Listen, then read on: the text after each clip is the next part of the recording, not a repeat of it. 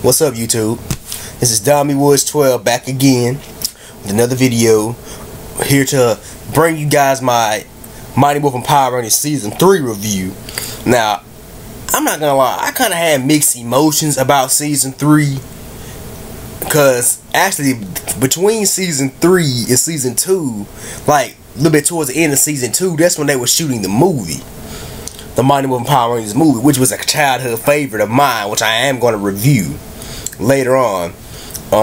They were shooting a movie, and the movie was good. I mean, I thought it was good. I actually didn't go to the theaters and see it. I seen the commercial in theaters, like the preview in theaters, but I didn't go to the movies and see it. I had to actually wait till it came out on tape. It was a Christmas present when I was like 3 or 4. It was a Christmas present. No, I might have been a little bit younger than 3 or 4. I really can't remember. But it actually was this part of my childhood. But anyway, getting back to Season 3. Season 3, we have the 6 Rangers. We have Tommy, Rocky, Adam, Billy, Kimberly, and Aisha. They're it actually when Season 2 left off, they're fighting Lord Zed and Rita. And like I said, I'm saying more about Lord Zed. When they first introduced Lord Zed, he was kind of a badass. He was kind of a scary monster. And a lot of parents, what I hear, excuse me, a lot of parents really didn't take to Lord Zed, didn't like Lord Zed. They thought he was too scary for their kids. Too scary for their kids to like watch. So they actually, I think they wrote to Saban, told them to sort of like tone it down on the Lord Zed character. But so they kind of toned it down. It kind of made him a little soft. It actually made him funnier. I mean, he was funnier when he first came. He was bad. He was a badass villain. One of the, actually, to me, the best villain of Power Rangers history. To me, that's just to me. So anyway, in Season 3, they're fighting Lord Zed and Rita. I think they're somehow grown, and they're fighting Lord Zed and Rita, and their Ranger powers get taken from them, and they had to go find this this blue ninja creature, if you will. They find him. And his name is Ninjor, which actually is very different from the movie, because in the movie they got their ninja powers, and we see the ninja powers from this season. And actually, we also meet the Alien Rangers in this season, which actually was also a Sentai season in its own, but I cannot remember the name of it. But it's also a Sentai season. We got it in a mini series called Mighty Morphin Alien Rangers, which Alien Rangers were kind of cool. They were pretty cool, but and this showed that there were Rangers from another world, and we also got a team up in this season with the Power Rangers and Mask Rider, and the episode was called Friend in Need. It was the first ever Power Rangers team up. But I'm kind of getting off subject for what I was talking about. The movie, the difference between the movie and the TV show.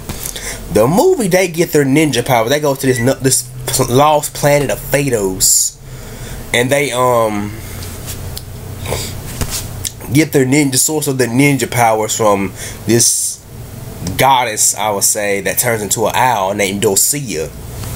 But in the show, they get their ninja powers from this ninja named Ninjor, which actually kind of, I didn't like Ninjor. He was okay, but I didn't like him that much. I much prefer Dulcia, but and I don't know. And I think the reason they had to change that is because Fox, who did the movie, had some copyright issues, which I'm not gonna get into because I don't know for sure. But I think it was some copyright issues why they couldn't get it. But anyway. Back to the plot of them getting the ninja powers. And get the ninja powers. The ninja powers are actually kind of cool. And the costumes were actually kind of looked like they had on bathrobes, but colorful bathrobes. Because the ninja costumes in the Sentai version are actually kind of cool. They're badass. And another thing about this season, it has a more adult storyline. It got more storyline, got more adult, because I think the Rangers were growing up. I think they were like juniors, about to be seniors in high school, but they were growing up and they were getting more adult storylines. And actually, Tommy and Kimberly are actually dating. Actually, they were dating at the end during season 2, and during mostly during season 3 they were dating. Tommy and Kimberly were dating, which that was cool. Like I said, I like Power Ranger couples. But another fact, from what I know, Tommy and Kimberly are the only Power Ranger couple to date. I mean, not to date, but to date, they were the only ones to ever kiss. And I don't think any other Power Ranger couple has ever kissed except for them. So that's actually kind of a milestone. I will say a milestone, like history in its own right. So they were the only Ranger couple to ever kiss, and they were actually the only Power Ranger couple that was actually defined as a couple. But yeah, they're Tommy and Kimberly are dating in this series, and they focus a heck of a lot more on Tommy, which, like I said, I'm a big Tommy fan, but I kind of got annoying in a way, because most of the episodes are actually surrounded around Tommy. And I heard some people actually go as far as say they should have called the damn show the Tommy Show. But that's just me. I like Tommy. Tommy was cool. He was a good White Ranger, good leader as a White Ranger. But I actually wish they were gonna focus more on the other Rangers. They focused on Kimberly a good bit. They focused a little bit on Aisha a little bit. But Adam, not as much. Rocky, he only got like one episode in the third season, which is called I think it was a football themed episode. Was it called Day at the Field or something? I don't really remember the name of the episode, but I know it had something to do with football. But and that was the only Rocky themed episode. And Billy got, I've been saying this about season 2. Billy got a more buffed up role, and I'm not talking about like his character got a advanced. I mean, his character got better, got more interesting, but his character became more of a badass fighter. I mean, we all know David Yost, he does do gymnastics. He knows gymnastics, which is okay. It's kind of cool. It's cool. He's an athlete. He does gymnastics. But Billy became more of a fighter, and I know he ditched the glasses. Y'all know I wear glasses, but I also wear contacts. But Billy got contacts, because I wear contacts when I'm acting, when I'm actually acting in a play or whatnot. When I act, I wear contacts. And Billy actually got more of a beefed up role, which I like that. It actually showcased more of David Yost's acting skills, and it shows how athletic he was, and that he could fight. That the character Billy could fight. He got more of a beefed up role, and but this season is actually the season where we had to say goodbye to Kimberly. It wasn't the last time we ever saw Kimberly, but we had to say goodbye to her in this season, because she was actually wanting to focus more on her Kimberly was actually wanting to focus more on her gymnastics, and she was thinking about moving to Florida to participate in the Pan Global Games or something like that. Pan Global Games, something like that. To work with some famous gymnastics coach.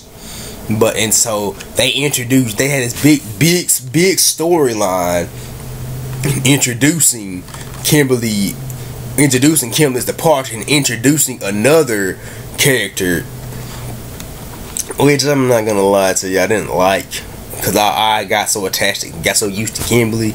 But she kind of was okay. I mean, she was kind of likable. It was Kat, played by, I'm not gonna lie to, the beautiful Catherine Sutherland, she was cute. She was real cute.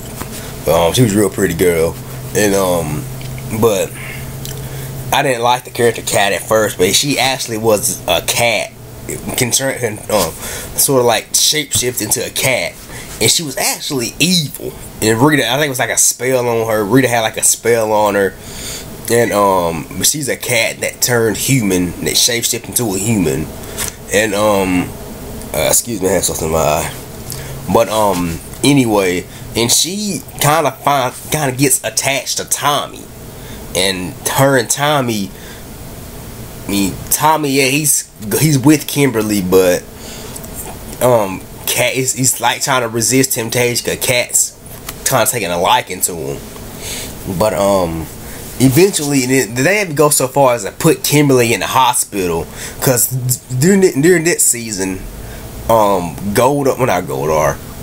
Rita and Zed's really trying to break Tommy and Kimberly up. And by the way, Zed and Rita get married in this season because Rita comes back. Like in season 2, Zed had said she was Zed's her superior, and Zed sent her off because he didn't think she was doing a good job of destroying the Rangers. He thought she should have already been done destroying the Rangers. But she comes back and used this love potion to trap Zed into marrying her, to make Zed fall in love with her, and he does, and it works, and they get married. And they're all lovey-dovey. I don't know why. I don't like when the villains being all lovey-dovey.